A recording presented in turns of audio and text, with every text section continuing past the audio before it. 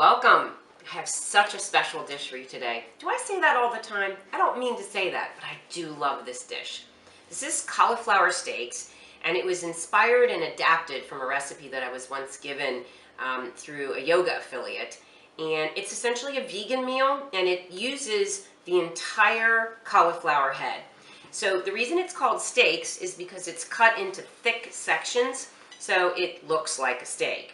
Now, not all of the cauliflower will come out in steak form. Some will just come off in, a little bit of the chunks. But you can usually get a few steaks out of it, and it uses the entire cauliflower. So basically, you clean your cauliflower, you prep it, and you can shave off any ends that are a little bit brown and put that aside.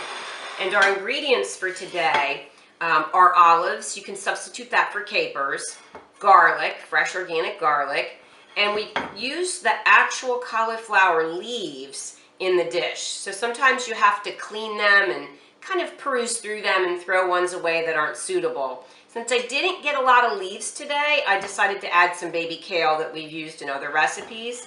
And then these are local cherry tomatoes just in half.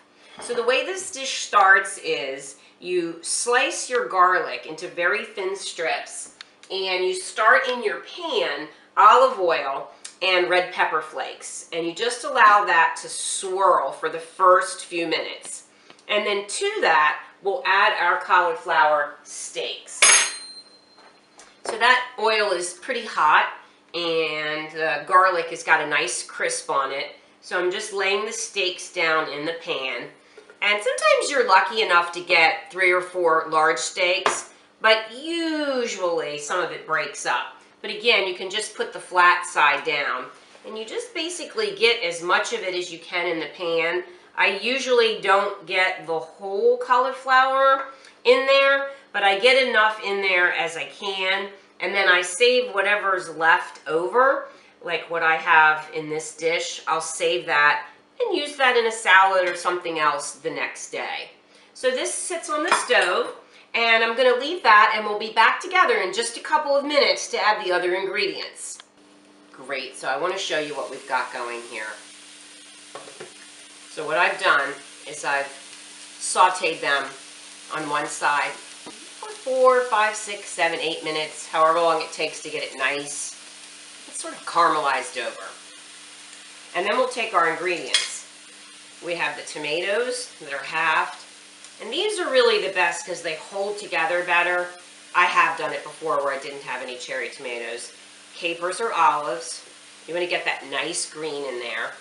And then we'll also throw the green for the, oops, I lost one. Green from the cauliflower leaves. And today, since I didn't have a lot of green, I added a little bit of this baby kale. So I want you to see this dish because it is honestly just so beautiful.